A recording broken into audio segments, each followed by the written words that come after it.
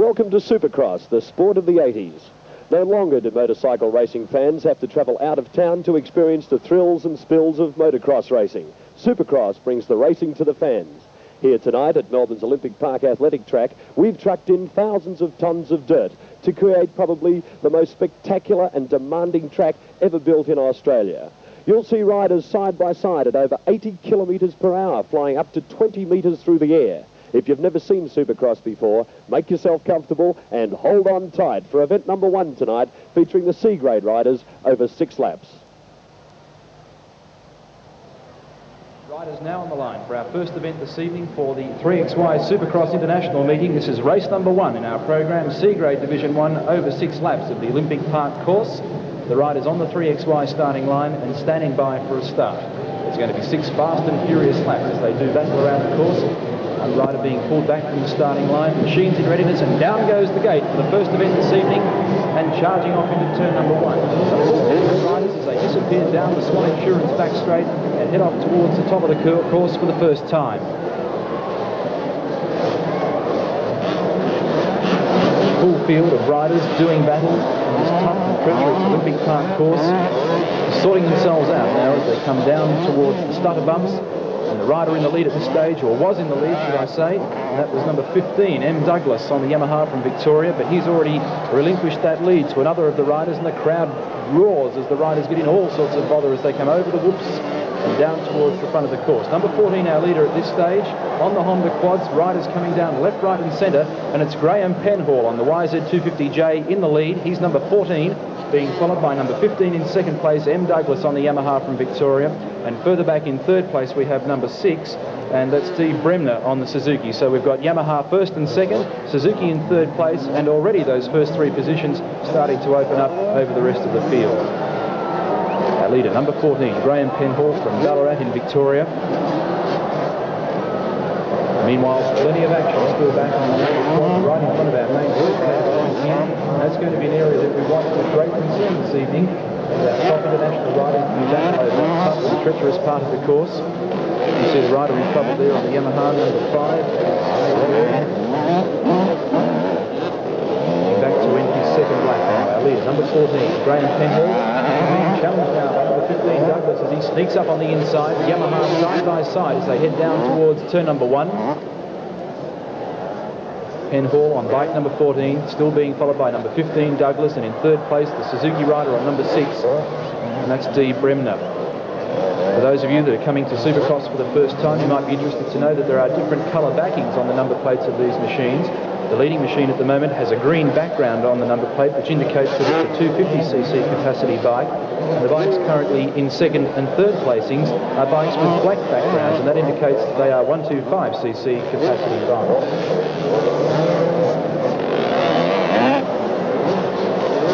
Leading riders coming across the Yamaha with the and lining themselves up now for the Honda quads on the main straight here at Olympic Park.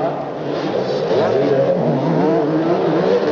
14, Graham Penhall on the YZ250J.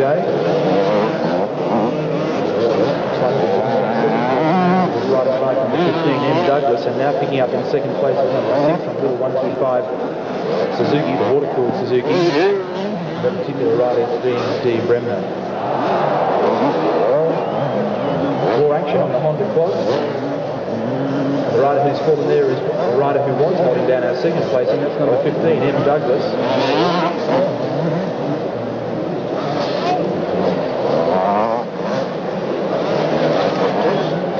Plenty of action all around the course, and the first of our racing events for this evening, race 1 for C-grade Division 1 over 6 laps.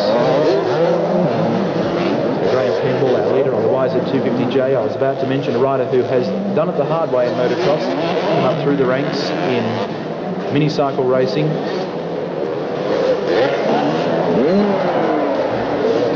He progressed through the junior ranks with the riders between 14 and 16 years of age. And has now gone into the big ranks on the 250 Yamaha, making his first appearance at the Supercross for this evening. And he's still being hounded by that 125 Suzuki, in second place being ridden by number 6 Bremner. So Penhall and Bremner first and second, Yamaha leading Suzuki, and a very long gap back to our third place man at this stage, who looks to be possibly number 12 on the Yamaha. That's Stephen Schwartz.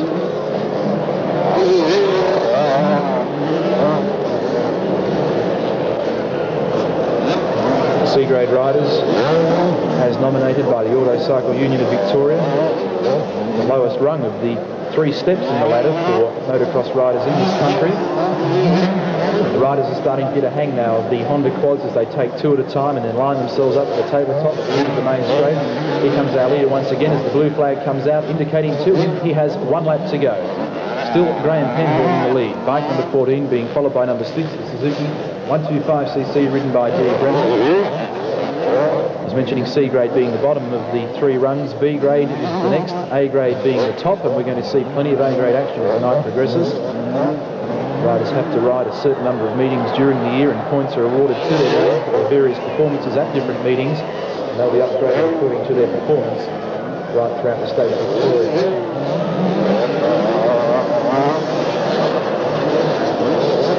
Half a lap to go now for our leader, Graham Penhall, on the YZ Yamaha in first place.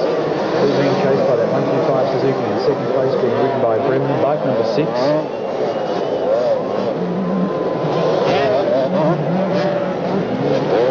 Lining himself up now as he comes along towards the checkered flag. Out comes the checkered flag, and a very fine win for the first event this evening to number 14, Graham Penhall.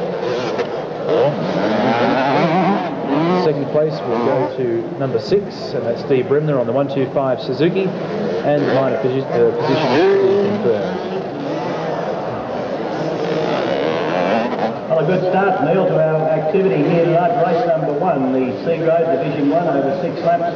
And now that those of you who've seen it for the first time, how will you think when we get the A graders on later on in the program?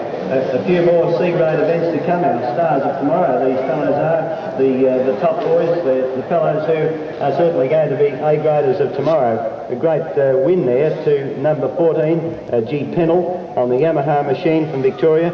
A good win indeed. Bad luck, of course, for number 15, Douglas, who was in second place there for quite a while. And as the stragglers come in, we can't really go crook at them too much for being stragglers, because what a hard course for not only the A and B grade riders, but these fellows, the C grade stars, who are seeing their first part of Olympic Park Supercross here tonight. Well, how's that for action? This difficult track here at Olympic Park is certainly putting the inexperienced C-graders to the test. Here's the official results now from that event. First was G. Penhall, second D. Bremner, and third W. Common. Okay, let's have some more action now with Division 2 of the C-graders. Engines in gear, and down goes the gate, and away they go for the first corner for race number 2 as we watch progress down the back straight for the first time. It's number 42 and 26, number 42 and 26, and the field following, and around they go that into the front straight, 42, the back straight I should say, number 42 Jay Gall, and 26 it would have been I-Ben. But places can change very quickly in this type of racing, as we're seeing at the moment. Over the shutter jumps, there's plenty of boys dropping the models there, plenty of arms and elbows and throttles and handlebars being touched, and the leader coming down, landed very heavily, but number 42 it is, who's in the lead very convincingly indeed. Number 42, Jay Gall on a Yamaha machine, going like the wind. And he's learning every trick of the trade. Number 26, our early second place rider, has just dropped the model here right in front of our broadcast box. But number 26 is out, I-Ben, and the race goes on. Over the back straight now, keep our eye very close on the leading competitor there, number 42, as he slips around with a good lead of 3 or 4 lengths from number 27. 27 in second spot now, and that's G. Bell on Suzuki from New South Wales.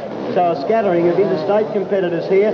New South Wales versus Victoria. This one, we've seen plenty of those battles before, as both of those riders have cleared out from the rest of the field virtually as they hop over the Honda quads in the front here. But no, there's a change already. Number 43, the leader. Number 43 now. Number 42, our early leader, right back into 4th place. So C. Field on Suzuki in the lead on machine 43. Number 27 still in second spot. Bell in second, and keeping the pressure very much so on the leader, and he takes the lead. So it's Bell into the lead, down the back straight on the yellow Suzuki.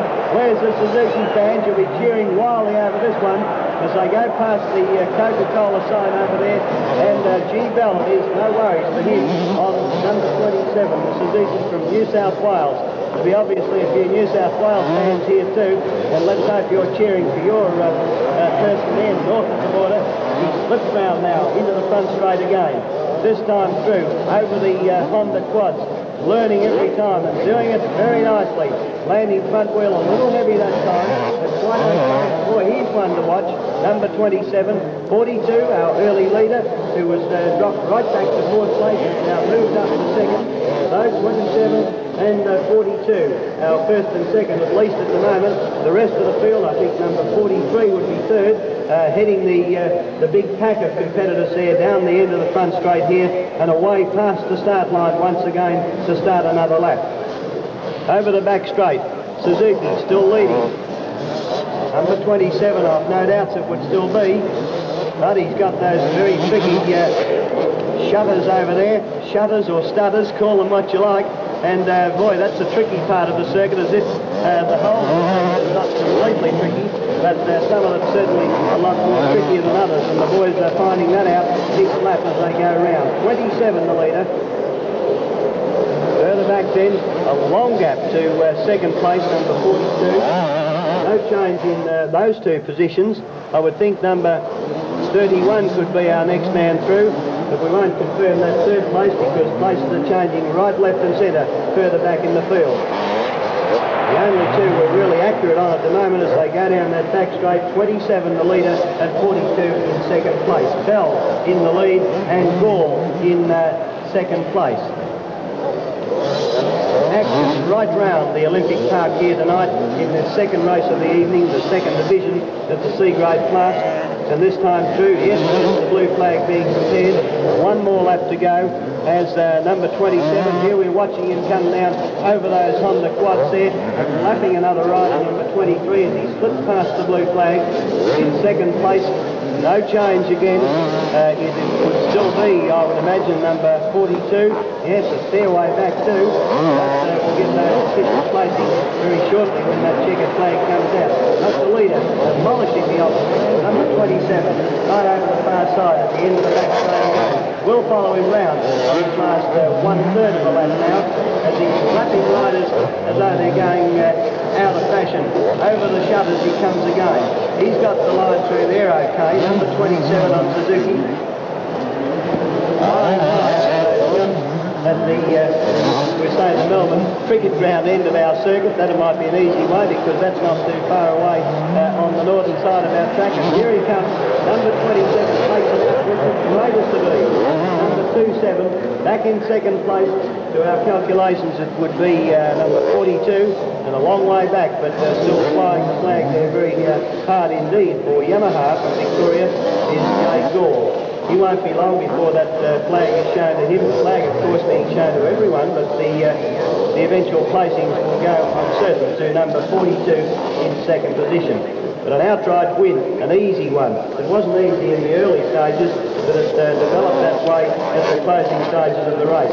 For G. Bell, number 27, on Suzuki from New South Wales, taking out race number 2 here this evening. Nearly said this afternoon. This evening, Division 2 C-grade race over 6 laps. The results of that event were G. Bell first, J. Gall second and A. Arlin third place. Our next event is the Swan Insurance first qualifier for tonight's Supercross final, and the first 5 riders across the line will go automatically into that final. It's also the first appearance tonight by some of the overseas champions. And earlier today, at practice, I spoke with top US rider Goat Brecker. He'll be racing in this heat on bike number B. Goat, how are you finding the track here at Olympic Park? Well, it's very good. I think it's a little bit tight, and the jumps are real good. I think it'll be real good racing tonight. Do you see any dangers in the Australian riders? No, all the Australian riders are really impressive. They're very good riders, and I think the racing will be very close tonight. There was a very tight practice yesterday between Chuck Sun and Marty Motes. Are you going to get out and get them? Yeah, I hope so. I hope I'll be up there with them. There's no dangerous part of the track, you think? No, not really. They're all pretty, pretty dangerous and pretty safe. I think everybody will do okay. Okay, best of luck. Thank you. Okay, thank you very much. First of the qualifiers this evening. This should be a beauty. 10 laps in total. Goat Brecker, Stephen Gall, Stephen Gall, three-time Mr. Motocross, current Australian 250cc champion, riding the brand new YZ250J. Goat Breaker on the Kawasaki on the inside. Down goes the gate and into turn number 1 they go. Looks like Trevor Williams, number 6, who has the lead as they go down the back straight for the first time. Goat Breaker challenging, and it's the Team Green Kawasaki's in the lead as they go down the back for the first time. Number 6, Trevor Williams in the white helmet and the green, blue and white gear, diving through the Mauritian twist and over the stutter bumps, and it's a Kawasaki challenge between Breaker and Williams side by side as they head off towards the back of the course. Waiting for them to come down the main straight and on towards the Honda quads, and our leader at the moment is number 6, Trevor Williams from Bairnsdale in Victoria. Goat Breaker from the USA in second place. In third place, number 8, Greg Toyama, the Australian-American rider, now resident in South Australia. Further back in fourth place, we have Stephen Gall for the Toshiba Yamaha dealer team. Further back again to the rider on bike number 45, I think it was, and that was Anthony Groff on the Yamaha. Down the back once again in the Kawasaki Challenge continues. Side-by-side action between Williams and Breaker. And Breaker sneaks into the lead and takes over as they go up towards the top.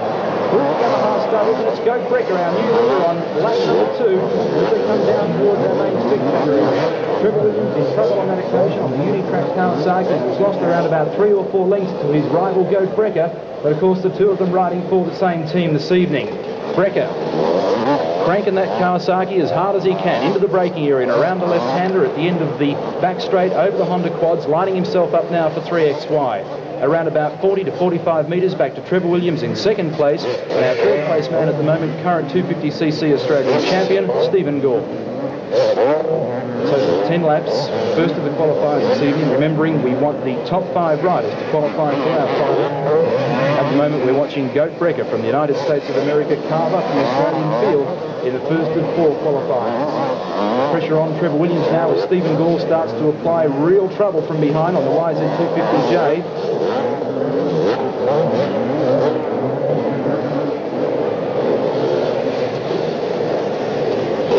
Breaker, then followed by Williams, then followed by Stephen Gall. A real good gaggle of bikes, battling it out for 4th, 5th and 6th and minor placings, but certainly no doubt about the reputations of the top 3 riders at this stage. Kawasaki first and second, Yamaha in third place, and can Stephen Gall narrow down that gap between himself and Trevor Williams, and eventually try and narrow down that gap between himself and the flying American Goat Breaker? Up to the northernmost part of the course. Through the Mauritian helmets, one of our sponsors this evening. Great range of motorcycle helmets together with the Sport and Road outfit. Goat Breaker on the Kawasaki 250cc Unitrack. Trevor Williams in second place at the moment on the similar machine, the green Kawasaki 250, and in third place we have Stephen Gall on the YZ250J. Further back in fourth place at the moment, number 13, Greg Caddy. In fact, he's having a real good battle between himself and number 12, Mark Pace, who recently switched from Husqvarna to Suzuki in the latter part of the 1981 motocross season. In fact, Mark Pace came back very, very well at Amaru Park for the Supercross up there very late last year and put in a magnificent performance. And in fact, I think he was chasing Marty Motes on that occasion and really showed that he had the determination to win. Mark Pace, one of the riders, one of the real stars of the Mr. Motocross series some 5 or 6 years ago, and has had a fairly lean period since then. Meanwhile, the action continues at the head of the field with Goat Breaker from the USA still leading from Trevor Williams, Stephen Gall in third place. Number 13 in fourth place, Greg Caddy. That is from the United States, Rookie of the Year, 500cc circuit in the US in 1979. He also took out a 500cc national victory at Lakewood in Colorado in 1980. Had his fair share of bad luck and accidents throughout the 1981 season, and Kawasaki is certainly pinning their hopes on him for 1982. He's their top car as far as the 82 season is concerned. He's certainly proving that he was a worthwhile investment here this evening in Olympic Park. Goat Breaker in the lead. Over the tabletop and down towards the Honda quads. Trevor Williams content at this stage to stay in second place on the Kawasaki. Stephen Gall likewise in third on the Yamaha. Going back to that great scrap for fourth, and it looks like that may have dissolved now with number 13 still holding up a fairly secure fourth place, and number 13 was Greg Caddy on the Honda. He's being followed on the track by number 8, Greg Toyama on the Suzuki. Toyama, the rider who finished third in the 1980 125cc Australian Motocross Championship, with a dynamic battle between himself and Robert Beetle Bailey.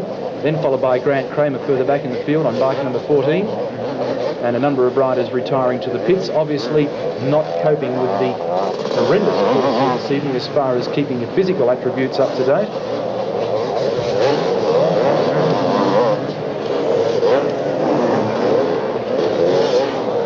Six laps down for our leader, Go Brecker. 4 to go in the first of the 10-lap qualifiers tonight for Swan Insurance, race number 3 on the program.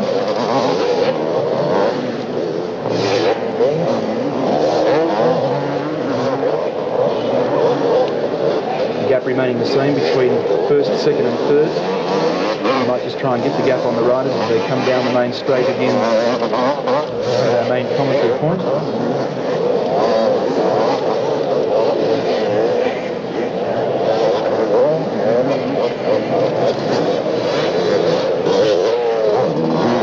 In the lead, still on the Kawasaki. In second place, we've got Trevor Williams, and it looks like Stephen Gore now starting to narrow down that gap.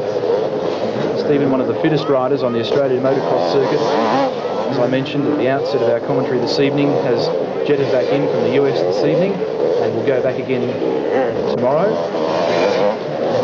Putting in a lot of pre-season training, slowly and surely wearing down Trevor Williams, who currently holds second place. Go Breck still well and truly. All eyes going back towards second and third. Stephen Gall now starts to put pressure on Trevor Williams. Classic Victorian versus New South Wales battle, and it's a Kawasaki versus Yamaha. Two riders, experienced top-line motocross riders. Stephen Gall, 24. Trevor Williams, 21. Stephen Gall being one of our professional motocross riders in this country. Trevor Williams by trade is an electrician. These days concentrates heavily on his motocross. The blue flag has come out, so there's less than 1 lap to go for Go Brecker as he wheels past a little bit of the slower traffic on the course, and we concentrate on second and third. Great battle between Williams and Gall. All over Barber shouting for the rest of them. In sixth position seemed to be settled. So into the finishing straight now to end the first of our qualifiers. And what about a very big hand for Go Brecker, who takes this one out for Kawasaki, the first of the qualifiers this evening. Second place will go to number 6, Trevor Williams from Victoria, and third place to Stephen Gall from New South Wales on the 250 Yamaha. So it's congratulations to America's Go Brecker for taking that one off from Australia's Stephen Gall and Trevor Williams. The next event is the Honda Australia qualifier, also over 6 laps, and the man to watch in this one will be America's Marty Motes. Fluttering in stomachs down there. If anyone who's raced a motorcycle knows what it's like sitting on the grid, the butterflies are flapping all the time, but as soon as the flag, or the gate in this case, goes down, everything disappears, and it's that throttle right round to the stop and everything ready to go. One official just holding a hand up there, pointing to the starter, and the gate is down.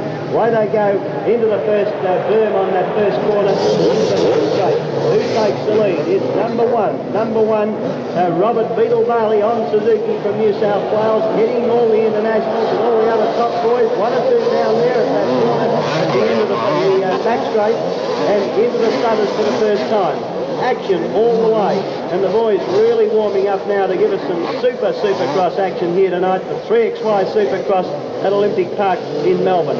What a beauty. Here comes Beetle Bailey over the Honda quads down the front straight. Number 1 the leader, number 18 in second place, number 35 in third, 17 followed by 9. That's the way it was the first time round. Where's Marty Motes? He's disappeared somewhere. Marty Motes was the rider who fell at the end of the Swan Straight, and Marty Motes pushing his bike back towards the pit area. Well, that's a pity, Neil, as Marty Motes, well, our superstar, who were giving the big billing, had the moment of problem at the end of the back straight, but boy, he'll be back in another race later in the evening. But let's not go away from the boys who are really putting on the action in this one out there at the moment, coming up now to complete lap 2 of this 10-lap event, the Honda Australia race number 4 here this evening. Round comes Beetle Bailey, number 1. Robert Beetle Bailey, number 1 on Suzuki. And following them in second place, it's number 18, followed by 9. Number 18 in second spot, Stephen Tozer. Number 9, Peter Carney from New South Wales. So Victoria, here's a big tangle up at the end of the front straight. 2 or 3 down, flags are waving right, left and centre at the end of our front straight here at Olympic Park. But meanwhile, still back in the lead, over at the end of the back straight there's no stopping Beetle Barley, number 1, as he sweeps there past the Coca-Cola Tower and into the Snutters once again. Stephen Poser is down, so that's unfortunate. Well, there's no predictions in these races. It's a matter of who might be the fastest. He's third time through. Robert Beetle Barley, no problems. In second spot, number 9. Number 4 is Pete Carney from New South Wales. Number 5 in third spot, followed by 35. So Anthony Gunter in third position, followed then by 35 is Rob Urquhart. Marty Mudd's coming through. Well, bad luck for the American. He'll be out later on, though. The bad luck for Marty on Honda, having had that problem at the end of the front straight, the back straight, I should say, on the first lap. So this time through will be lap number 4 for number 1, Beetle Barley, as he flies through the air like the magnificent men in their flying machines there. Beetle Barley probably getting the award at the moment for the highest flyer as he comes down here past us once again. Number 1. Where's the second place man? Here he is, number 9, another Suzuki going well too, Peter Carney from New South Wales. So New South Wales really demolishing the opposition in this one. And in third place, number 5, Anthony Gunter. Well, he's a New South Wales man too, but he's having to be satisfied with third place on that Team Kawasaki machine. Beetle Barley, followed by Peter Carney, followed again by Anthony Gunter. As obviously everyone can see, it's a matter of which way will I look next, because there's action going on all the way around the Olympic Park circuit here tonight. Marty Moats has rejoined the race, although well out of the running, of course, at this stage, but he's out there to show us just exactly what he can do, and obviously get a little bit more practice on this demanding course before he comes out officially in another race. He's out there officially, no doubts of that, but just in the running to show us what he can do after having come for so many miles here from the USA to Australia for tonight's activity, 3XY Supercross at Olympic Park. Keeping our eyes out now once again for Beetle Barley, Robert Barley from New South Wales. He's had 5 laps down, that's halfway. The next time through will be 6. And the race closing now into its closing stages of the 10 laps. Marty Moats coming through again, right back in the field. But where's Beetle Barley? Number 1, that yellow Suzuki's not far away as it flies up now once again down the front straight here and lapping riders like they're going out of fashion. Number 5 should, no, 9 I should say in second. Number 5 still in third. Anthony Gunter on the Kawasaki, the green machine. But no problem for second place man Peter Carney on Suzuki. Suzuki really demanding this one with first and second from the strong challenge from Anthony Gunter on that green Kawasaki. 6 laps down, well into the 7th lap for the first 3 or 4 competitors in this race. With 1 or 2 retirements, not too many. At least the boys have got plenty of energy left at this early stage of our night's entertainment. I'd like to see them later on in the evening. Number 1 coming through once again. What an appropriate number to have for the leader. Always the one that the number that riders like, number 1, and like to be in that number 1 position. No place changes rather in the first 3. Beetle Barley, there's somebody down right in front of us here in our broadcast tower, number 34. He's okay. How the fellas get away with it, we don't know. Anthony Trellope, that right on Kawasaki. Machine is being efficiently removed from the circuit. Anthony's okay on his feet and looking around in a little bit of amazement what happened there. But in this track, you never know what's going to happen from one bump to the next, from one corner, one berm, one stutter jump. And here's a change for the lead. Number 9 has got the lead. So there's a beauty. Number 9 got the lead from number 1. So look at that one. Peter Carney on Suzuki has taken over from Beetle Barley. A couple of lap riders got in the way, as it were. It wasn't their fault, but it was just the opportunity that Peter Carney wanted. So Peter Carney, number 9, now leads from Beetle Barley in second place. Over at the Coca-Cola light stand there, and coming up over more bumps and more jumps, more berms and more corners into the stutters, and I would think by my count It shouldn't be very far away from checkered flag time. Maybe the blue flag this time, but one more lap to go. As we watch now with great interest the challenge from Beetle Bailey on to Peter Carney. It's an incredible race there. There goes Beetle Bailey into the lead again, just in front of Peter Carney. And boy, oh boy, look at this, the two flying yellow Suzukis as they flash around, passing all the lap riders as though they weren't there. So, number one, Beetle Bailey in the lead. There's plenty of Beetle Bailey fans, but there's also plenty of Peter Carney fans as well, as Peter Carney being balked now by a slower rider in between himself and Robert Bailey. The checkered flag's prepared. It's a third of a lap to go, a quarter of a lap to go as they come now down the front jump over the Honda quads. And look at this action as Beetle Bailey really gives it a screw, and up he comes over in midair and takes it out. Number one takes it out, and a great effort by Beetle Bailey. Well, we're really getting into some action now here at Olympic Park, and congratulations to Australia's Robert Beetle Bailey. And if you want to know more about the riders that are racing here tonight in Supercross, and also that the bikes that they ride, why don't you check out a copy of Trail and Track. It's the Dirt Rider's Bible, and it's chock-a-block full of information on the bikes and the riders and virtually everything you would ever want to know about Supercross and dirt bike riding in general. Let's move on now to our next event, which is the Village Yamaha event number 5, also a qualifier, with the first 5 riders going into the 3XY Supercross Cup final. Back once again on bike number 7 as the two of them do battle and line themselves up for the Yamaha starter bumps. Number 7, our leader, Neville Cutts, but he's now been relegated back to second place with young Jeffrey Leask moving up on the Toshiba Yamaha dealer team Yamaha. The riders doing incredible battle around this course as they line themselves up on the main straight. Our leader at the moment is number 2 on the YZ250J Yamaha, Jeff Leask. In second place, we've got number 7, Neville Cutts. Further back in third place is number 78.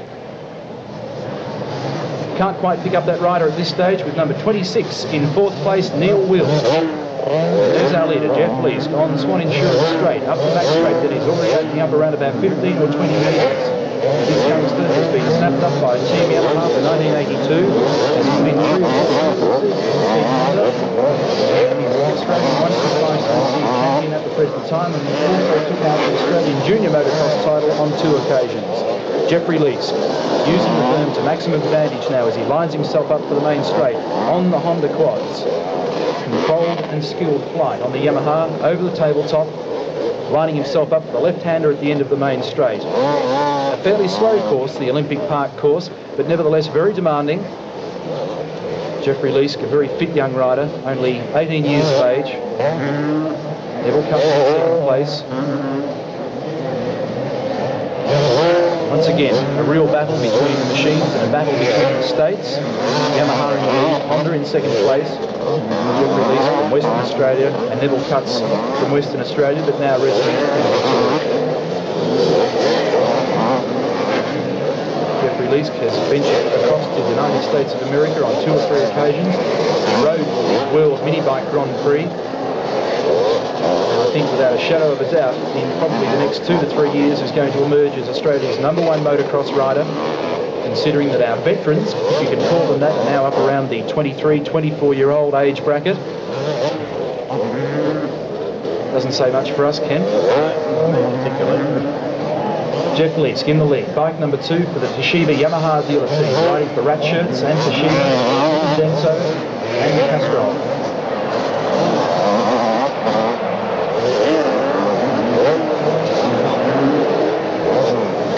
Once again, over 10 laps this particular qualifying round. They have virtually completed 4 laps on this occasion. Jeff Leask doing it nicely over the tabletop. A familiar crouch style over the YZ250J, using that suspension to maximum advantage. The Yamaha now features a brand new patented suspension system called the rising rate monoshock system. Instead of the old type of cantilever rear suspension on the Yamahas for 1982, they've updated. It's got more travel than ever, something like 12 or 13 inches of front and rear wheel movement. And the Yamaha handling superbly around the Olympic Park course. In fact, so well, it's starting to open up a gap over Neville Cutts in second place. Jeff Leask, originally from Fremantle in Western Australia. Still single and proud of it. and doing a very good job at the moment on the 250 Yamaha. Started in 1972 at the age of 8. 9 times the national mini bike champion. 3 world titles to his credit already at the tender young age of 18. As I mentioned, junior national champion in 1979 and 1980, and more recently has added the 125cc championship to his credit.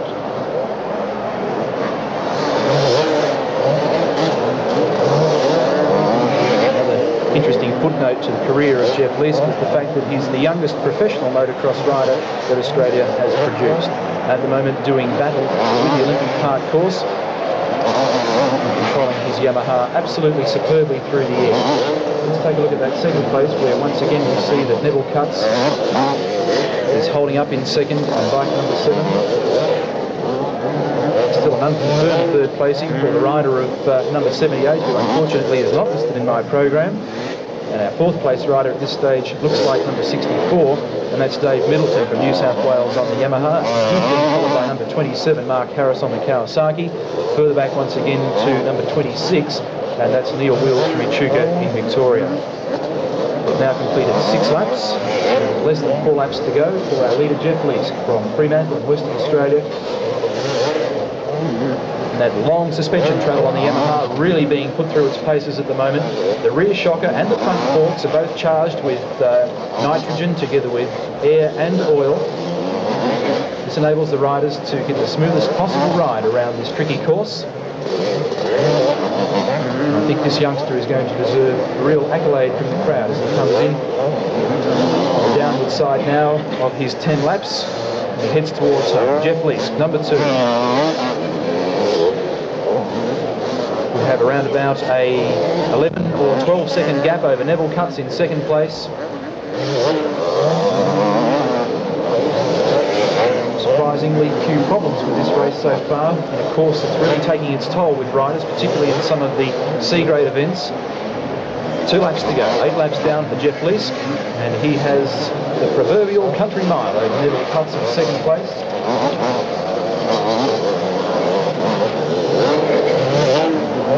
Number 2, Jeff Leask getting down the Swan Insurance back straight, with our second place man Neville Cutts just coming up to the 3XY start, then back to number 78 in third place on the Yamaha. With Victory Racing, I would say that that's possibly Tim Shearer. Could be wrong, but Tim Shearer rode under the colours of Victory Racing for 1981, and perhaps he's borrowed a machine for this particular event and hasn't notified us in the booth. Blue flag out. 1 lap to go for our leader Jeff Leask on bike number 2. And the start with the tabletop, lining himself up into the braking area and sweeping around turn number 1.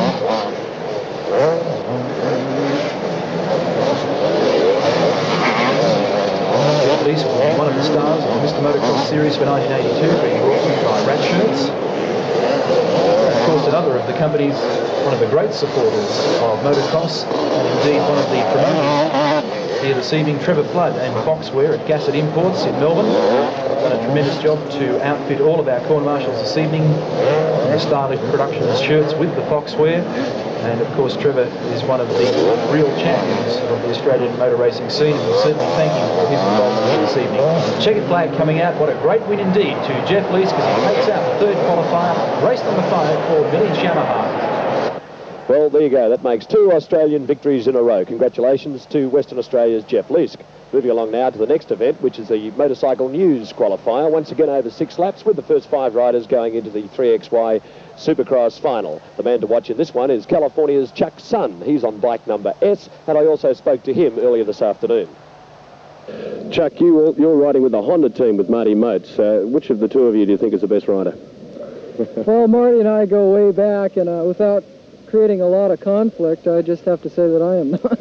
No, but Marty's a good rider, and the first time we had a confrontation was in La Paz, Mexico, about 5 years ago, and we battled handlebar to handlebar. I did win out over him there. He was the U.S. Grand Prix winner in 80. I was the winner in 81, so we've got records to match each other, and I think I maybe have a little bit of an edge tonight. You had a bit of a coming together in practice yesterday. How have you gone today? Well, yesterday was kind of interesting because we were kind of racing around playing with each other, checking out each other's lines, and we're both going for the turn down here, I figured I had the advantage, and he said his throttle stuck. And he ran into me, and we both went down. And I hope he doesn't do the same thing tonight, but he did have a stuck throttle and should be all right tonight. Okay, thank you very much, and best of luck. Okay, thank you very much. It's ready to go for this one, race number 6 here tonight at Olympic Park. All eyes on the starter and the gate. Down it drops and away they go up to that first corner. Super action all the way through. Plenty of arms and elbows touching there as they went through, even handlebars. And looking through the glasses on the far side of the circuit, it is number S, yes, Chuck Sun, or the letter S we should say, and boy oh boy, he's heading the field and showing a clean pair of gripness, if we might call it that way, over the big jump. Look at the way he flies on the red Honda machine, absolutely flying there as he comes down over the Honda quads in the front here, twisting the front wheel, almost waving to the crowd. None of the fellas have got too much time to do that at the moment, but number 53 in second place it would be, and number 3 in third. 53 in second, Gary Owen from New South Wales on Suzuki. Number 3 in third place is Darryl Willoughby, Darryl Shotgun Willoughby from South Australia. So Chuck Sun disappearing away in the setting sun, if we could call it that, because he's increasing his lead on this second lap, with still a long, long way to go, a lot more jumps and corners to negotiate before the checkered flag comes out. But Chuck Sun really showing the way. Number 10 on his back there, that's the jersey he bought from America, obviously a number he uses regularly over there. We like to know him as letter S here, Chuck Sun from USA. In second place, still no change for number 53. Number 4 has moved to third place in front of number 3, so that's a change. Ray Vandenberg now in third place. Ray Gook Vandenberg in third on Suzuki, following, hounding the back of number 53 in second spot, being Gary Owen. Right, Chuck Sun still there, flying in free. He slips around the corners up towards the northern end of our circuit there, showing that so clean pair of wheels. And I don't think, well, at least not as far as tonight's program is concerned, we've seen one of our visiting Americans really get away from the rest of the field like Chuck Sun is doing. Almost everything off the machine as he flies through the air. A very quiet and unassuming sort of a young fellow. Having a talk with him the other day, you wouldn't think that he's such a devastating rider of motocross machines as we're here tonight. Look at him go over those jumps, every which or what away, as they say, and flashlights going in the large crowd here at Olympic Park to try and capture some action to take home and get developed next week for the photo album. Chuck Sun will certainly be registered well and truly in the results of tonight, I'm sure, with our big one coming on later in the evening, the 25-lap 3XY Starlit Supercross International. Here he comes again, Chuck Sun on the machine S. Look at the height that he jumps. The machine absolutely going like a Swiss watch. It's a Honda machine. What else? It's really ticking well. And Chuck Sun showing the way. Back in second place, no change. Number 53 in second. Number 4 in third place. 53, of course, from South Australia, Gary Owen. And number 4, Ray Vandenberg from Victoria. One of our future Australian champions, there's no doubt to that, in Ray Vandenberg, but he's having quite a struggle to get past Gary Owen, and even both of those fellows having a struggle and a half to catch up or even see Chuck Sun at this stage, because Chuck Sun on machine S, the Honda, has absolutely disappeared in the distance, coming through once again. Beautiful red Honda machine, the water-cooled machine, little radiator tucked in under the front, under the handlebars there in front of the petrol tank, and that's really giving him some super steam. Of course, Suzuki's having radiators on their machines too, and they're going well, but they're having a struggle and a half to make up ground on Chuck Sun. Ray Vandenberg has now taken over second place, so number 4 in second position as they slip around this demanding course here at Olympic Park. Chuck Sun, the leader, of course, Ray Vandenberg in second, Gary Owen in third, and I would hesitate to say it would be Darryl Willoughby in the next position, place number 4 on machine number 3, Yamaha machine from South Australia. Down the front straight again, Chuck Sun, almost taking his feet off the footrest as he flies high in the air there over the Honda quads, and absolutely flying past the other competitors. They're all going quick, you see, but Chuck Sun going half as fast again, and showing the ability that this man has got from the USA. He's been around the motocross scene for a long, long time. Well, at 25 years, you wouldn't think so, but he started at a very early age, of course, as soon as he could learn to ride a motorbike, and saved up the money to get the best one that he could get by picking strawberries in the USA in Oregon. And he's showing us the skills that he learned in the USA, and of course all the other parts of the world that he's been in this form of our international motorsport, motocross racing. Chuck Sun disappearing away. In second spot there, just keep your eye out there, a little further back, but Ray Vandenberg is there, number 4 from Suzuki, now having cleared away from third place competitor. That's Gary Owen from South Australia, and Gary Owen's having a hard time too, because Darryl Willoughby, his South Australian friend, right there with him, keeping the pressure on all the way round. And Chuck Sun, I would say, a half a lap in front of this latest race. Over 10 laps of them at the Melbourne Olympic Park circuit. Race number 6 here tonight, only a qualifying race too, so how's the final going to be later on? All the big heavies will be out there showing us what to do to try and win the 3XY International Supercross Cup for 1982. Chuck Sun still there, foot out madly in the dirt here at Olympic Park. Down the back straight, taking the jumps as though they weren't there, as though it was a straight piece of freeway going north. He might be heading for Sydney, but he's not. He's at Olympic Park. He's showing how to ride up and down and around and about at a very fast rate of knots indeed. Still in second place, not taking anything away, although a long way back. Ray Vandenberg, Darryl Willoughby, and of course Gary Owen from South Australia. But USA leading, Victoria second, South Australia third and fourth at this stage of the race. The blue flag is out, one more lap to go now. Let's follow Chuck Sun round on his last lap. See the way that he flies around as if we haven't been watching him most of the race, but trying to keep a easy eye on a lot of the other competitors. But Chuck Sun, the beautiful style, the relaxed style, as you can see on the way that he comes around, particularly on our video screen here. And Chuck Sun from the USA, from Oregon, riding Honda machine, past those battered straw bales there, as he slips around now into the front straight, and will take the Honda quad jumps in the greatest of ease, as the checkered flag is now being prepared to show for Chuck Sun, the letter S from the USA on Honda. Put your hands together. You might not be a Honda fan, but what about it? A big, raging Melbourne cheer for Chuck Sun from the USA. Great effort indeed. We know that there's plenty of Honda fans here too, so you'll be double cheering for him. Ray Vandenberg, another one. What about a cheer for the Vicks there? Because Ray Vandenberg from our host club here tonight, the Motorcycle Racing Club of Victoria, who are conducting this meeting along with Starlift Productions, and Ray Vandenberg, number 4, a very creditable second place indeed. Well, that makes it 2-2. 2 for the United States and 2 for Australia. Congratulations to Chuck Sun for taking off that event, and he, of course, will be featuring in the final later on. We're moving on now back to the C-grade events, and we'd like you all to stand back for the barricades, because anything could happen. This one, and this will be Division 1 for the C-grade riders, race number 7.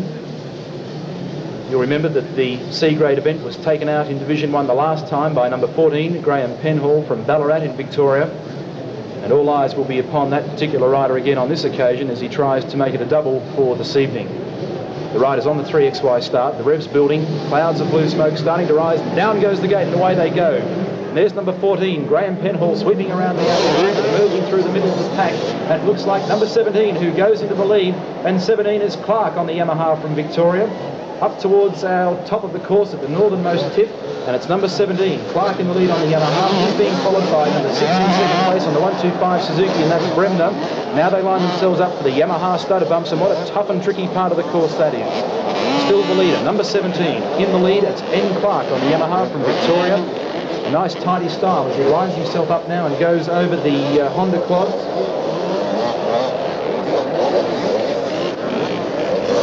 On towards the Starlift tabletop, and our leader still number 17 on the 125 Yamaha. He's being followed, and down goes our third place man very, very heavily at the Starlift tabletop.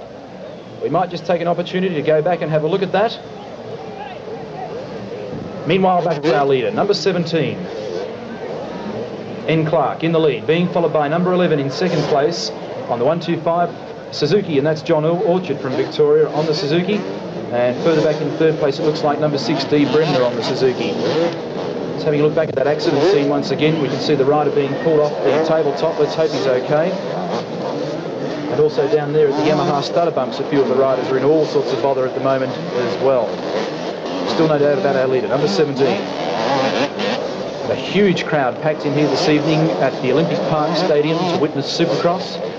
At the moment watching race number 7, C-grade Division 1 over 6 laps. At the end of the main straight, our leader, number 17, Clark on the Yamaha. He's being followed by number 11 in second place on the Suzuki, John Orchard. And further back in third place, we have number 8, Peter Doot from Geelong in Victoria. And he's being followed then by number 19 in fourth place, and that's Wayne Common from Australia's Capital Territory on the Yamaha.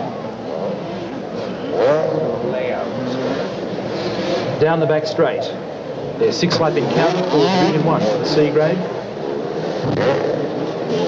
Number 17, still the leader on the 125cc Yamaha, the YZ125. Very interesting and intricate piece of racing machinery with water cooling. You will see the big radiator perched on the front of the bike just behind the number plate.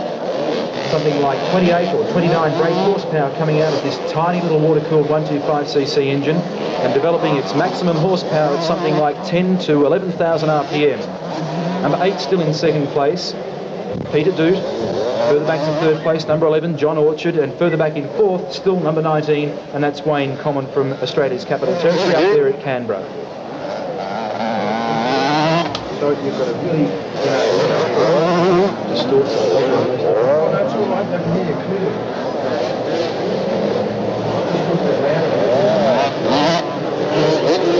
So Peter Doot has made a forward move on his Suzuki and now moves up in second place with bike number 8. Another young rider who's moved up through the mini bike and junior ranks and now on the RM250Z Suzuki, another of the water-cooled Japanese bikes. All the top brand machinery represented this evening. At this stage our leader still number 17. That's Clark on the Yamaha from Victoria. Peter Doot in second place. Number 19 now moves up into third. That's Wayne Common on the Yamaha. 11 drops back into fourth place, and that's John Orchard on the Suzuki. More action in the main straight back at the Honda quads. Two riders have tangled, both of them scrambling up to their feet, trying to regain composure and get underway once again. There's our leader, number 17, on the YZ125 Yamaha. Rising rate monoshock rear suspension. You can see our second place starting to close the gap now over the Yamaha starter bumps. One of the lap riders in the way, and this is going to be interesting to see whether or not the two leaders can get through that part of the course cleanly. They're side by side now as they line themselves back up into the Honda quads area of the course. On the main straight, the real challenge on for the leaders. Peter Doot starts to move through on the inside. It's Yamaha versus Suzuki, and still number 17 holds the lead, and that's Clark. Doot right up behind him at the moment on the Suzuki in second spot. Let's take a look back at third place where we still see number 19, and that's Common, but action aplenty at the front at the moment with this great battle between the Suzuki and Yamaha mounted riders, Clark and Doot, number 17 and number 8. Doot on the yellow bike in second place with the green number plates indicating it's a 250cc capacity bike, and our leader on the 125 Yamaha, and now moves on the inside of the course, manages to hold that particular lead.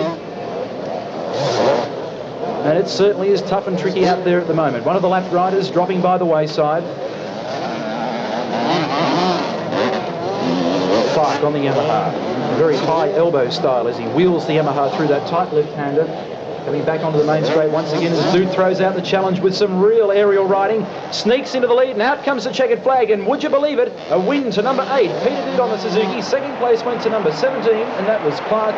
And third place went to number 19, Common. Fourth place going to number 11, and that was John Orchard. Oh, Ken, that certainly snuck up on us on that occasion. I didn't see the blue flag go out, and Peter Doot really threw out the challenge in the closing stages, and on the last of the Honda quads, put the what you could only call the valve cap into the lead, and I think just narrowly took the checkered flag.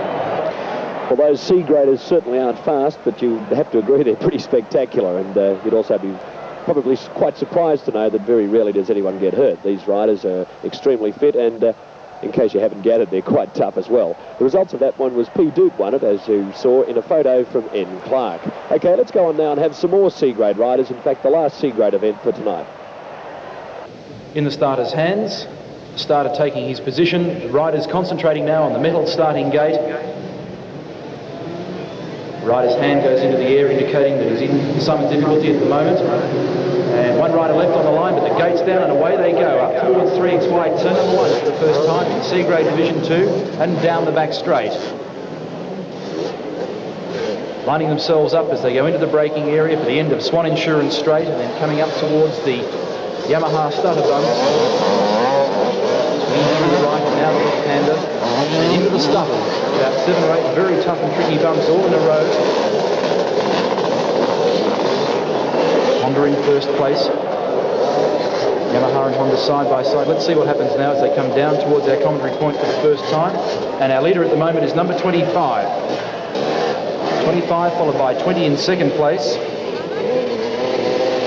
And number 20 in second spot at the moment would be D. Hodson.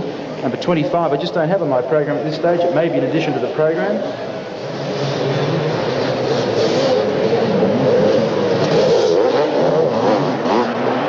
Right, here we've got it. Number 25, G. Mathers.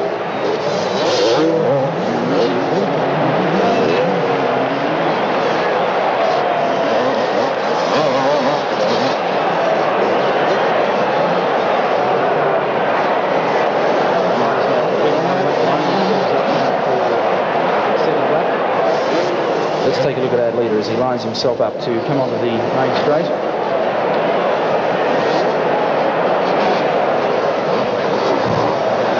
Looks like number 25 on the Yamaha, still in the lead, that's Mathers.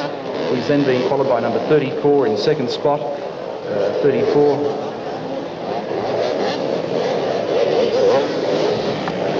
This is ridiculous. Who the hell's 34?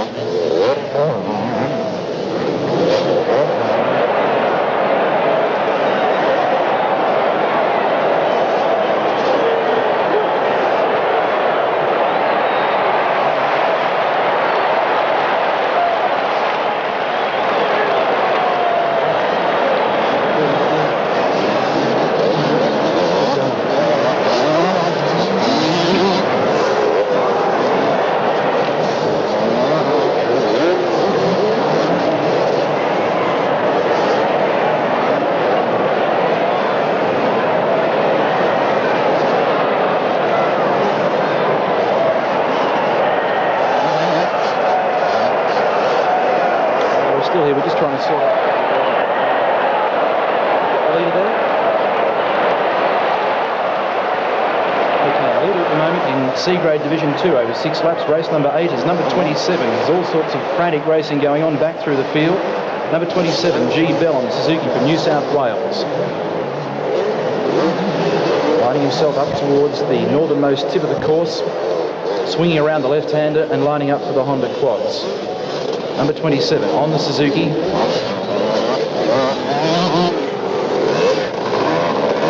Let's take a look back at unconfirmed second placing with number 43.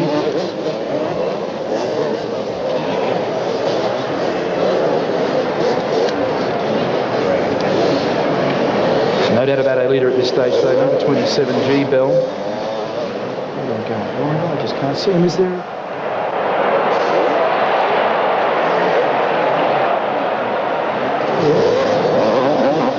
What about 43?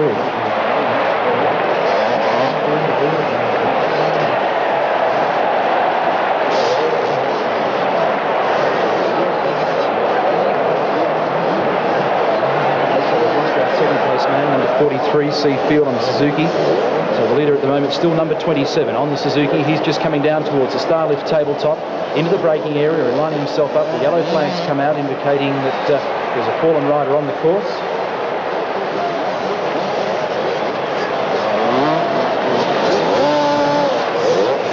Down the back straight.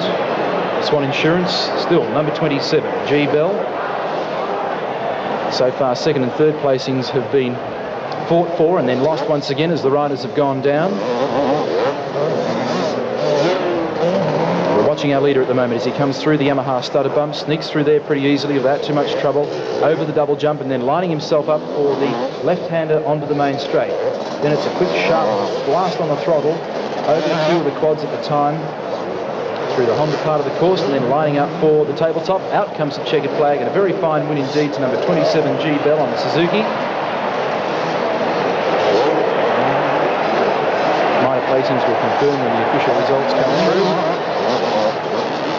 Possibility of number 22, we believe, in second place, Steve Murray on the Suzuki. And we'll give you those confirmed placings when they come to hand.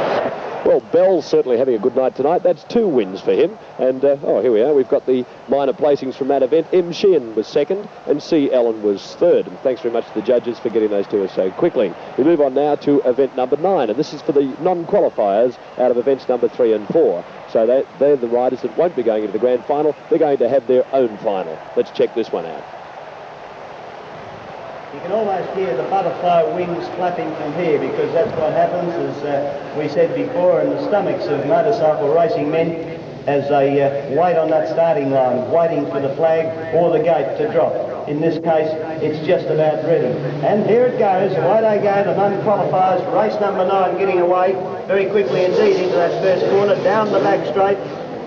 Looks like number 40, number 40, who would be taking the lead at the moment, but anybody's guess what's going to happen after that. Number 40, I would think, looking at our program, can't find that number, so we'll wait till he gets a bit closer. But down over the stutters, and boy, Action Plus, not a very big field, in fact. Most of our events here tonight, only small but very select fields indeed. Coming down over the first jump now, over the Honda quads, it's number 12 now. Number 12, the leader, 46 it was, who led earlier. So number 12, Mark Pace from New South Wales on Suzuki. 46 in second spot, Darren Garrard from Victoria on a Yamaha machine. The old battle, the old machine battle, Yamaha versus Suzuki versus Honda, you name it, they're all battling each other. But looking across the back now, Mark Pace, who is probably very disappointed he didn't qualify to get in the big one, is making no bones about this as he sweeps around those corners now over the stutters, taking the what smooth line there may be there, and I don't think there's too many of those. Front wheel down that time as he managed to hold the machine around the corner again into the front straight, up over the Honda quad jumps again, and on Suzuki being caught up very quickly by Yamaha mounted machine, mounted rider I should say, number 46 in second, Darren Garrard. So the Yamaha catching up with the Suzuki, number 12 and number 46. Look at them go, flying around that corner. The berms are really getting worn down and maybe worse than what they were, or better. Who knows? The riders out there know. They know where the smooth parts of the track is, if there is any. As sweep round once again. Still no change in the lead. Number 12, Mark Pace on Suzuki from New South Wales. There he flies over those little quads there, and bouncing around into the front straight once again. Still, the pressure is really being put on by number 46. You can see that really keeping the pressure on. We've forgotten about third, but let's dive back in the field a little to number 16, as he's in third on Yamaha. Number 16 sweeping through there. There's 1 or 2 down in the front straight here, and plenty of officials to clear the track. But we'll take our eyes back to the action again. As we mentioned, looking back to third, it was number 16, yes, number 16, and that of course is Rod Smith, young Rod Smith on Yamaha from Victoria. So the leader, Mark Pace from New South Wales on Suzuki, lying there and managing to hold that angry Yamaha at bay, who's in second place. Number 46 being ridden very capably by Darren Garrard from Victoria. So, well, the old New South Wales Victorian battle continues on. We get used to this. In fact, over many years of motorcycle racing, it's almost a ho-hum affair. But number 16 in third, back in fourth place, number 17. Keep your eye on him too. He's going well on another Suzuki. That's Lucas Reynolds. There was a name, a rider who used to feature extremely well and still doing well too. But not quite as well as he used to. But he's still in the action, and in fourth place in this one is no disgrace indeed.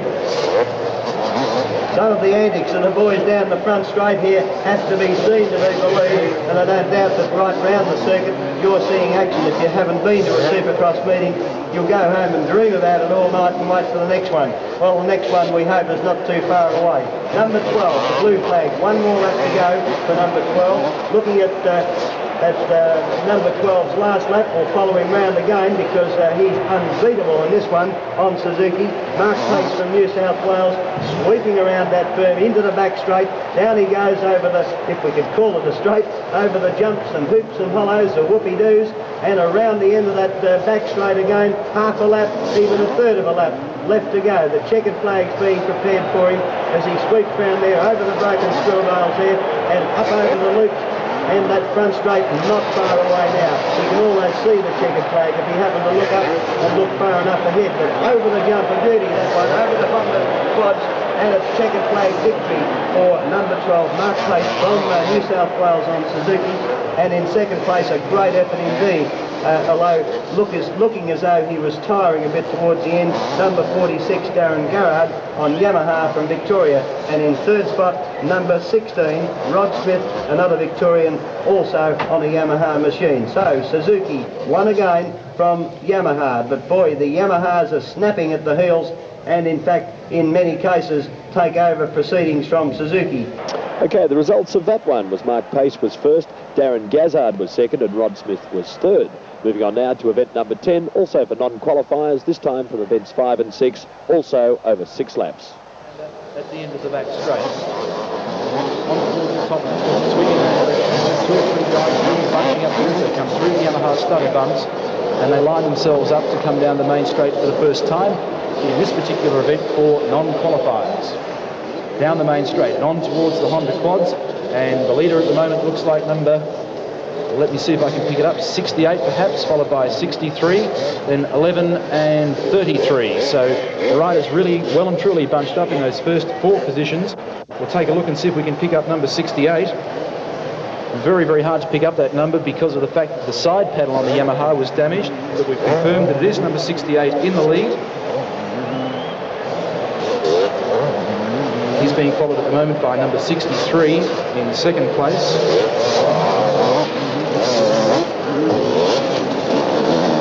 These riders qualifying, coming from the qualifying events of 5 and 6.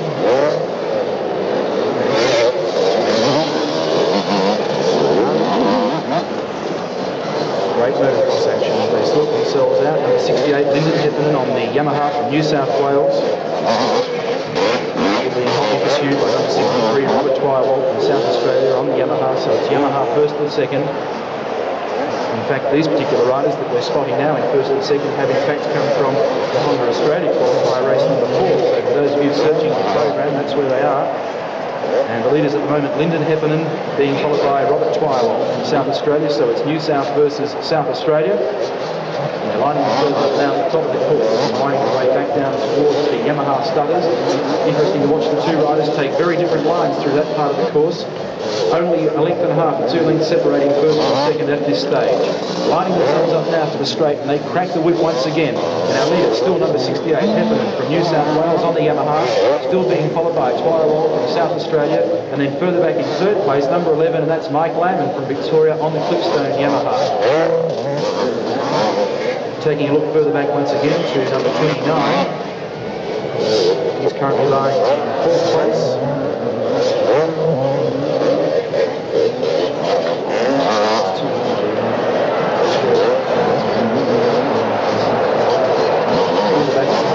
First and second for the numbers 68 and 63, Heffernan and Twirewalt, New South versus South Australia. And a couple of riders coming down very, very heavily in the Honda quad section of the course at the main straight. That was number 34. And that's Anthony Trellope, who came down just a little bit further on a couple of races ago on the tabletop. And he's certainly spending his fair share of time upside down today. Back to the leaders, still 68 from 63 and 11. The riders Lyndon Heffernan, Robert Twirewalt and Mike Landman. So we've got Yamaha first, second and third at the moment. There we have our leader, sweeping around 3XY and heading off towards the Swan Insurance back straight. YZ250J Yamaha, rising rate monoshock rear suspension. 2 of these riders both with very different styles, and we have a challenge now for the leaders. Our second place rider starts to close that gap slowly but surely. Twirewalt just moving up. He's a South Australian champion motocross rider. Just catching a glimpse there of Mike Lamon in third place as he starts to make a move towards the top as well. Here we have our leaders once again down the main straight for the Honda quads and then over the tabletop, and it's still number 68 from 63 and 11, and those three riders starting to make a real dash for it now as they desperately try and qualify for the 3XY Supercross International Cup. The blue flags come out indicating to them they have one lap to go. Let's see what happens now as they go down the Swan Insurance back straight. It's still Heffernan being followed by Twirewild. Landman throws out the challenge as they go up towards the back and under brakes. The three of them now start to bunch up. It's side-by-side motocross action as they head towards Yamaha. This looks like finishing up as being a real beauty. Landman takes a dive to the inside and moves through into second place. And can he make it through into the lead? Heffernan is still in the lead, being followed now by Landman, and Twirewild drops back into third place. Let's see what happens as they come down the main straight and towards the checkered flag. This one should be a beauty. It's still number 68 in the lead, and Twirewild will take this one out. Number 63 manages to hang on to second place, and that's Twirewild with Landman back there in third. So the numbers were 68, 63 and 11. The riders Lyndon Heffernan, Robert Twirewild, and in third place we had number 11, and that was Mike Landman. Lyndon Heffernan taking off event number 10 from Robert Twirewild and Mike Landman. We've only got one event to go now before the big 3XY Supercross Cup final. But before we go on to that event, and while we're waiting for them to get organised on the start line, let's have a look at some of the riders going over a few of the jumps in slow motion.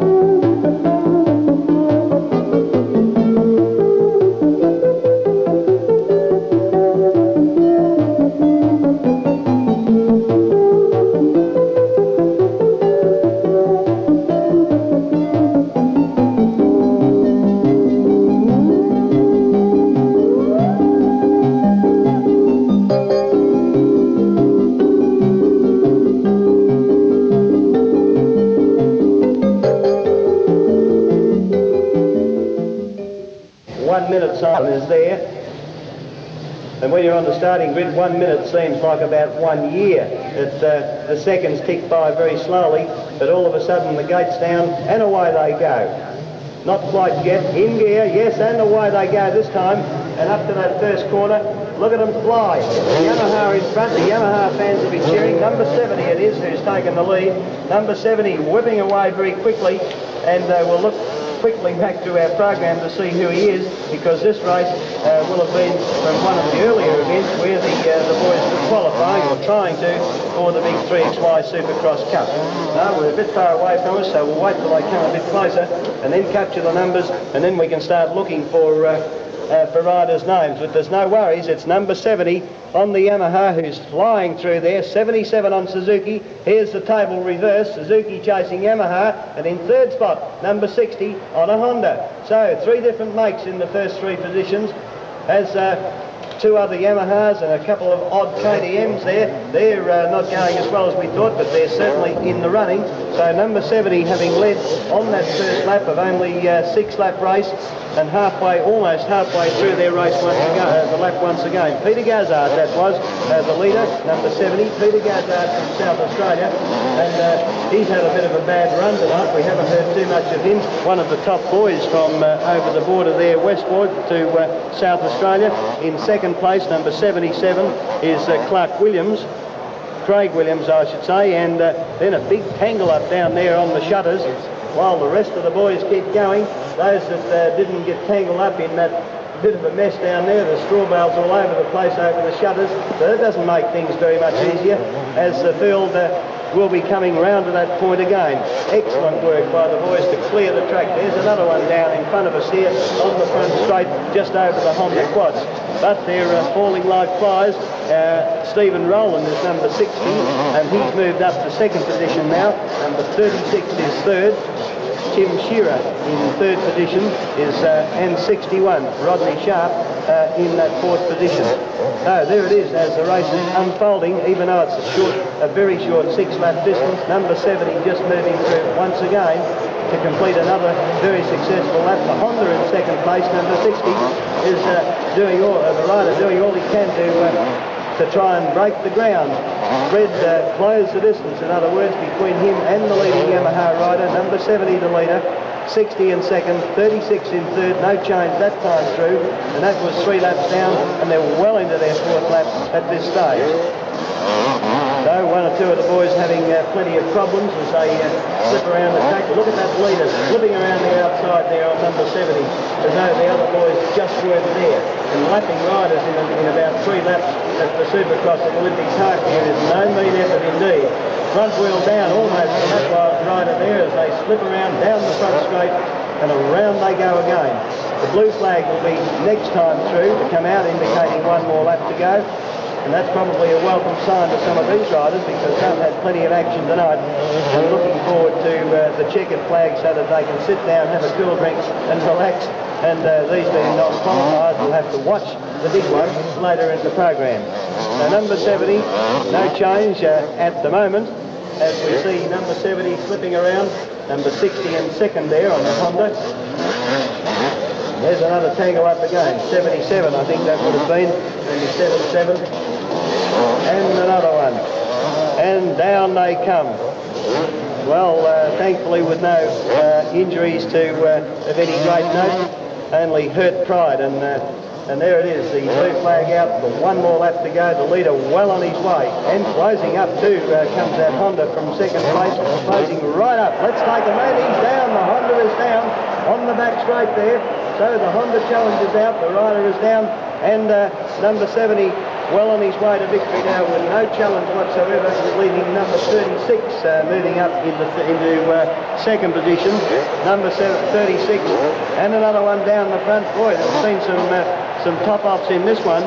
Probably one race that we've seen so many who have fallen to the traps of the Supercross circuit. 36 Tim Shearer in second place now as the checkered flag comes out.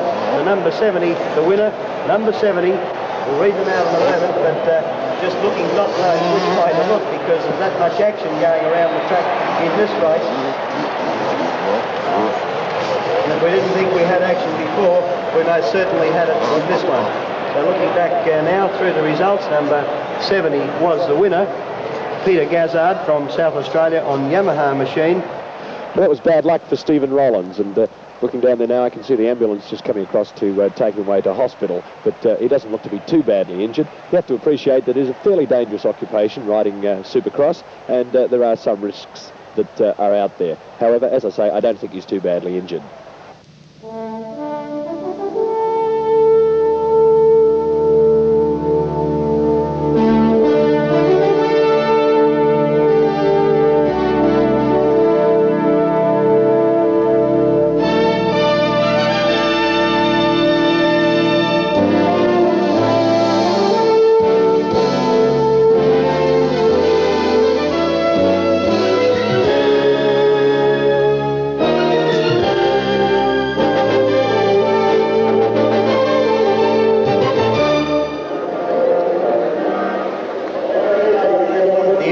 To our 3XY Supercross International for 1982, and Neil Crompton's back with us up here. This is Ken Dobson. Both Neil and myself will be sharing the action here in this one, the first, and let's hope, and we know too well it won't be the last, of the 3XY Supercross International for 1982, with 3 visiting American riders, all of Australia's tops.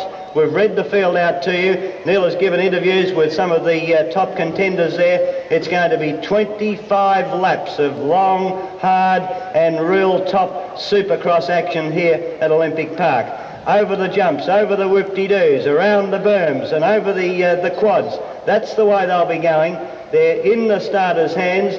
The sign hasn't been given for engine starting yet, but it won't be long, because very shortly we'll be able to say to them, gentlemen, start your engines. But last minute feverish activity there with mechanics just doing final alterations if necessary, if they've got time, a final pat on the back, good luck, and very shortly we'll be seeing them go for their 25 laps of real fast Supercross racing on this track that they've all had plenty of opportunity throughout this evening's activity here to find out the smoothest way around, if that's possible. I don't think there is. There's no such thing as a smooth way around a Supercross race. We want to let you we want to hear the biggest yell ever from Olympic Park go when they go away from that starting grid. And in a moment, the engine's very quiet. Let's all keep quiet there and just watch and wait. Cameras are all trained there. All of the press are here. Motorcycle News too, don't forget. The big report next week on Australian Motorcycle News on this night's activity here. And boy oh boy, we're going to see the sparks flying, the elbows and the knees and the footrests and the handlebars touching, particularly on that first corner. If ever there was butterflies fluttering, now is the time they're doing it. The riders all at the ready, mechanics leaving the starting line. Just about ready. There's Chuck's son, number 10 from the USA, giving a big screw of the throttle there. There goes the smoke. The engines have started. One or two temperamental machines there. Riders giving the extra kick to make sure that she goes properly. I don't think I'll make any predictions in this one, but certainly after tonight's activity with the qualifying heats, Chuck's son has got to be the hot favourite. But don't forget Marty Motes. Marty Motes and, of course, Goat Brecker from USA and our own top Australian stars, Stephen Gall, Trevor Williams, Anthony Gunter, Ray Vandenberg and so many others. The smoke rising in the air, but just about ready. Give them a big cheer, wave your handkerchief, your handbag if you've got one, ladies. The program that we hope you've all got to take home as a souvenir of this one. We want to see Olympic Park explode when this takes off. This is a good one. Almost ready.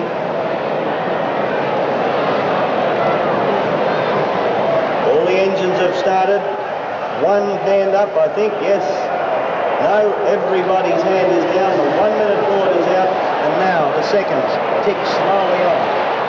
59 seconds, 55, 50. Probably down to 35 seconds at this stage. We didn't put our stopwatch on that, but it's not far away. Here the engine revs building up. Keep your eyes on them. Just about ready. The board will be reversed and it says in gear. The 1 minute sign still there. How long is a second? It's a long while when you're sitting on the starting grid.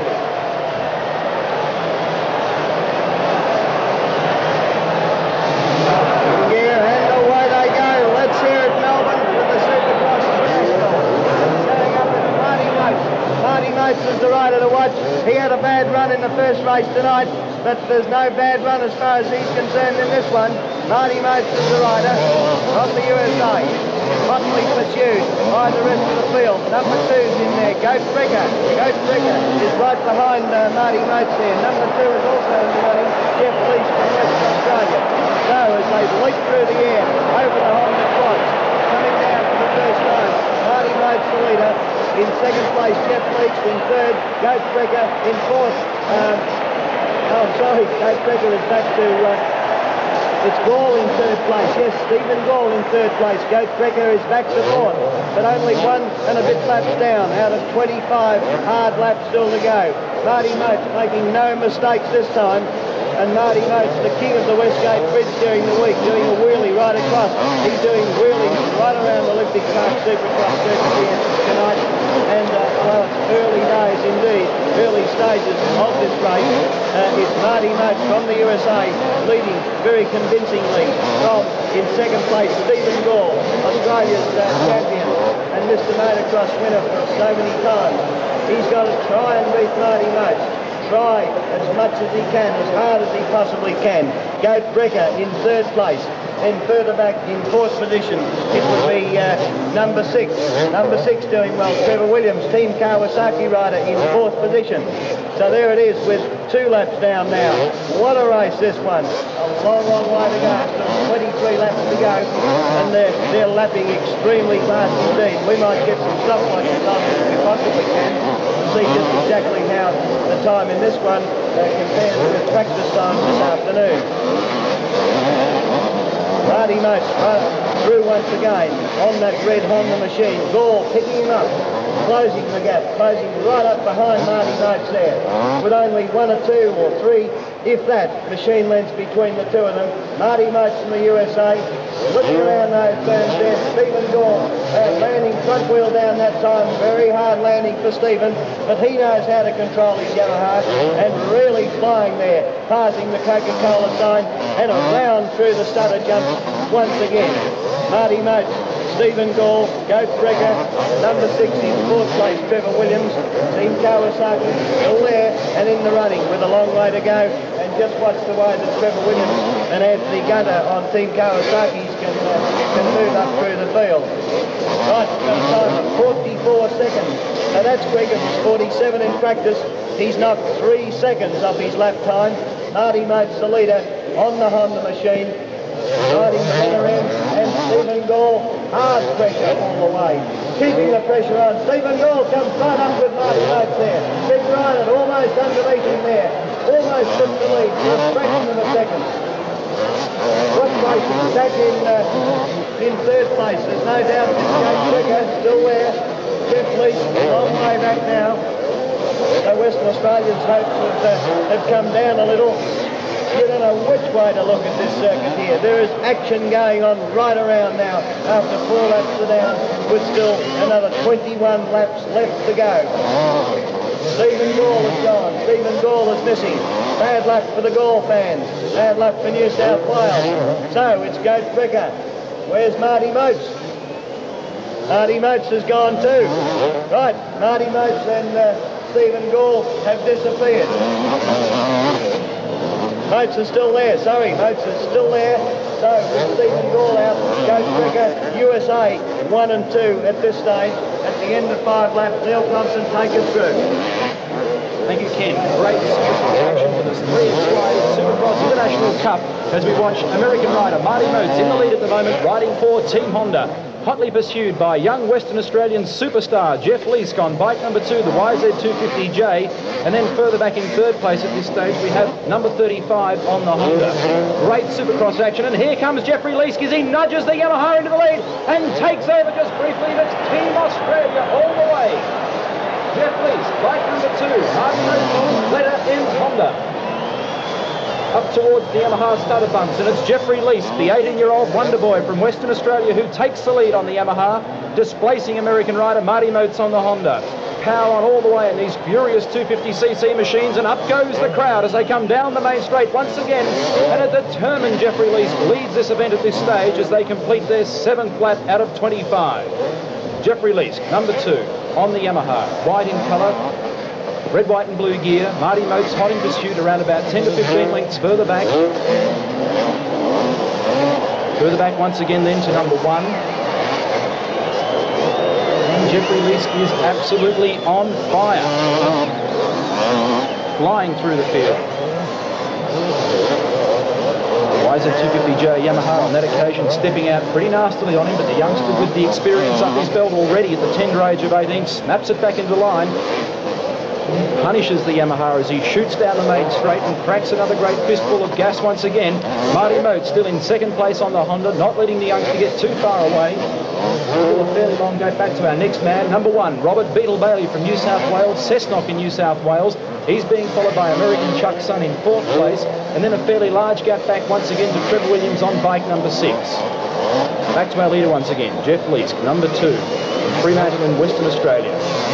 3-time world mini bike champion, 1981 Australian 125cc motocross champion. Bike again on that occasion stepping fairly nastily sideways on Jeff Leask. YZ250J handling superbly.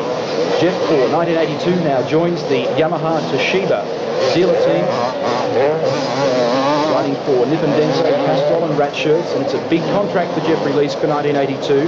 Partnership with Stephen Gore, Australia's top motocross rider, and at the moment all hopes are pinned on this man here, number 2, Jeff Leask, as Marty Motes puts the pressure on as they head down towards the front once again, and Motes sneaks back into the lead. It's wheel-to-wheel action, and Motes has the inside running for the corner. There's a slower rider mixed in between them, and it's Motes from the States who comes out the victor, and back comes Jeffrey Leask once again. Oh boy, this is Supercross at its absolute best for the 3XY International Supercross Cup Final, and it's Jeffrey Leask and Marty Motes, the 2 top riders that we're watching as they do incredible battle around this Olympic Park Supercross course. Back onto the main straight once again, and up goes the big cheer for Australian rider Jeff Leask on the Yamaha. Marty Motes still in second place on the Honda, and this is fantastic motor racing. Further back to third place, and it's a great battle between Robert Beetle Bailey and fourth place Chuck Sun, and then along that once again back to Trevor Williams on bike number 6 in Kawasaki, and the rest of us are well and truly out of it. Up to the back straight again, Swan Insurance, our leader, number 2, Jeff Leask, being followed by Marty Motes from the States, letter M on the Honda. Classic Yamaha versus Honda battle. Youth and experience mixed in between these 2 riders. It's going to be very interesting to see who can come out the victor. 10.5 laps down, and it looks like Chuck Sun on that occasion in strife. The end of this lap, passing back once again to Ken Dobson with another lap completed.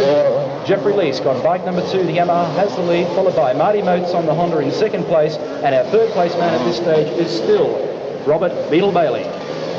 Well, we can't keep our eyes off that super battle now between Marty Motes and young Jeff Leask from Western Australia.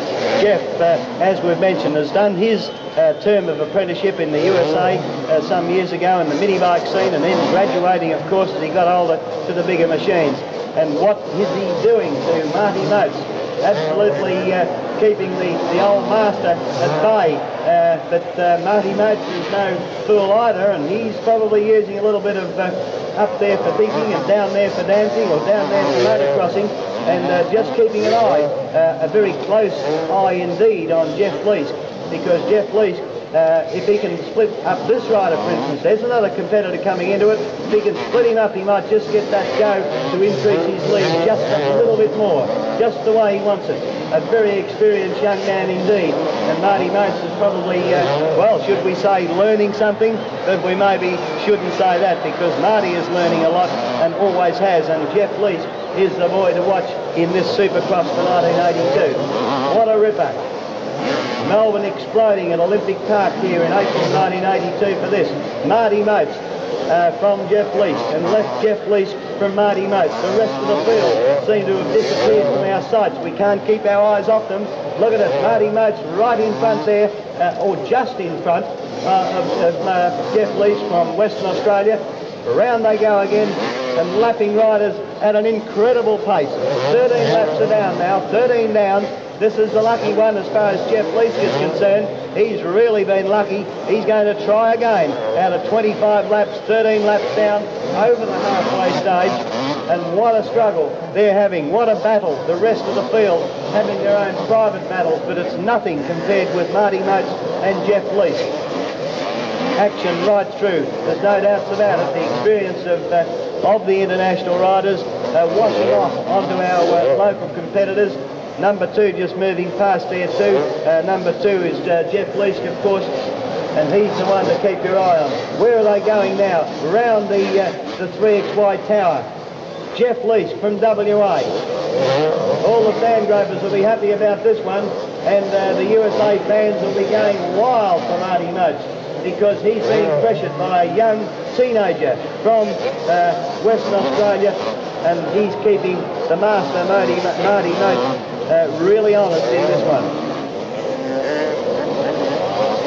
Round they go again. Can't keep our eyes off them. But as I've mentioned, there's so much action going on right through the field. Look at the way that Marty Motes takes those Honda quad jumps. Experience plus, and look at the way that Jeff Lease takes them as well, because there's the apprentice learning from the master.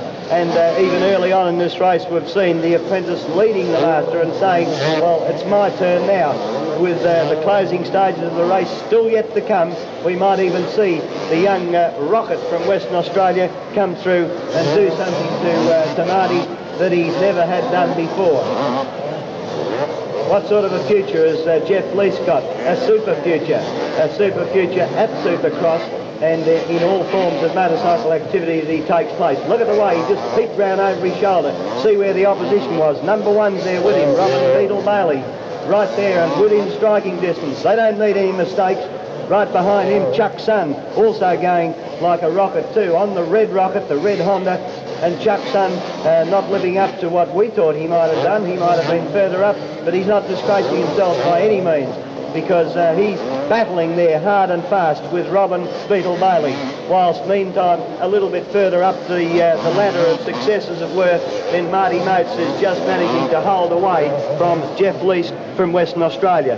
Neil, you've been watching with interest. The race is closing on now. What about it? Top stuff as we watch these two hot contenders, Marty Motes and Jeffrey Lease, battled out for supremacy in the 3XY International Supercross Cup final.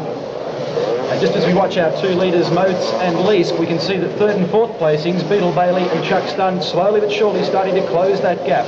There's our third place man, Beetle Bailey, in the yellow and blue colours, just coming up to the 3XY sweeper, and there goes Chuck Sun into third place now. So Chuck Sun from the States moves into third place, and that leaves the order: Motes, then Lease, then Sun and Bailey. They're the four riders in contention. You can forget the rest. And by gee, there's a lot of stars missing out of that lineup, a lot of people who we would expect to be far higher. Marty Motes on the Honda, over the double jump, no problems whatsoever through the Mauritian chicane, lining himself back up for the Honda quads. Smooth and calculating rider, a rider who took out United States Grand Prix and completely took all American experts by complete surprise. On the other hand, the other side of the hand, of course, we've got Jeffrey Lease, who, as Ken quite rightly pointed out, very much the apprentice of this duo. Marty Motes, then followed by Jeff Lease. Chuck Sun starting to close that gap, inch by inch on the Honda. And could we have a Honda 1-2? We'll see what happens. In fact, looking at the spread of machinery, we've got Honda in the lead, Yamaha in second place, Honda in third place, then followed by Beetle Bailey in fourth place on the Suzuki. So the four of them virtually a blanket between them now as they line themselves up to complete yet another lap of this incredible Olympic Park Stadium course. Back onto the main straight for the Honda quads, and the crowd coming alive once again between Marty Motes and Jeff Lease. Again, the Lease into the lead, and what glorious motocross riding as youngster Jeffrey Lease sneaks the Yamaha through. Now he drops back once again and re-challenges up on the outside of Motes. It's handlebar to handlebar. Unbelievable. Jeffrey Lease, dominant, takes the lead once again on the YZ250J and opens up a 25-metre lead on Marty Motes, Chuck Sun in third place, and Beetle Bailey still there in fourth place. Unbelievable stuff as the two of them, or the four of them should I say, wind their way through the top of the course. The Yamaha stutters appearing as nothing to these top professional riders as they smooth their way through the bumps. Lining up once again for the main straight, back on towards the Honda quads, and this time it's that big number 2, and up go all the Aussies for Jeffrey Lease. Jeff Lease in the lead, the Toshiba Yamaha dealer team in second place. Marty Motes, a great battle for third and fourth between Chuck Sun, should I say, and Beetle Bailey, and as I said before, you can forget the rest. These are the only four guys in the picture at this stage. 20 laps down and 5 to go. Jeffrey Lease, can he pull off the biggest event of his life? Marty Motes still in hot pursuit. Chuck Sun starting to close on Marty Motes in third place, and Beetle Bailey scratching his head saying, how can I get past these flying Americans? We've got an American sandwich at the moment with Australians first and fourth. Motes and Sun right in the middle with their red Hondas. Onto the main straight once again, and with the order being Jeffrey Lease, Marty Motes, then followed by Chuck Sun and Robert Beetle Bailey. It's back once again to Ken Dobson. Thank you, Neil. As well, with the real closing stages coming on now, with only a matter of 4 laps left to go, it's the youngster from Western Australia who is demolishing the rest of the world. as he's leading now the two top Americans, Marty Most, of course, and Chuck Sun, who have been doing so very well during this evening's activity at Olympic Park, Melbourne. But we can't keep our eyes off him. We continue to say it because he's the superstar of today, and no doubts about the superstar of tomorrow in Supercross racing in Australia. He's beating all the top aces.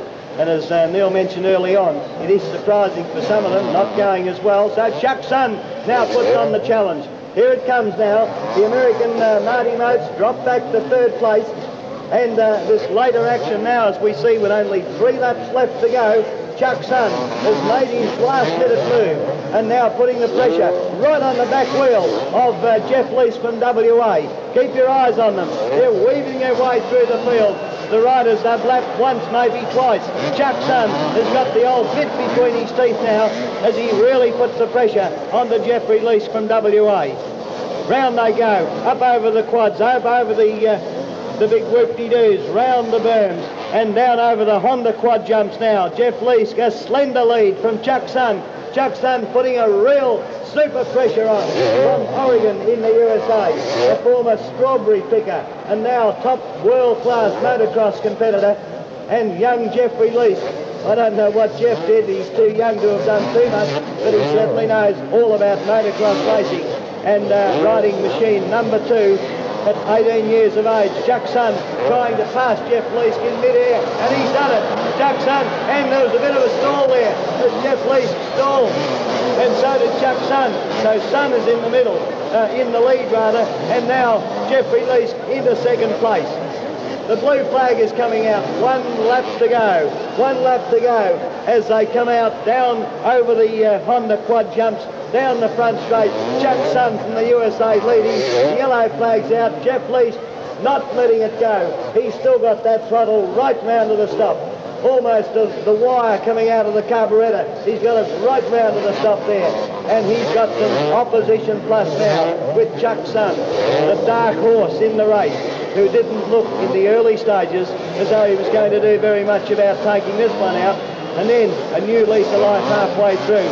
Half a lap, a quarter of a lap to go now as they come round with Chuck Sun from the USA in the lead from Jeffrey Lease. Lease makes another challenge, a final challenge there on the last corner. 3 or 4 jumps to go as Chuck Sun comes along. It looks like Jeff Lease stalled almost. Marty Motes is third. So Jeff Lease back to third on the last 500 yards or even less. How's that for a fireworks display at the end of this magic worldwide super international motocross race from 1982 at Olympic Park in Melbourne? Well, what an exciting climax to our program here at Olympic Park tonight, and a fitting climax to what will undoubtedly become a regular sporting attraction here in Australia. I hope you enjoyed tonight's action, and we'll look forward to bringing you more great action-packed sporting presentations.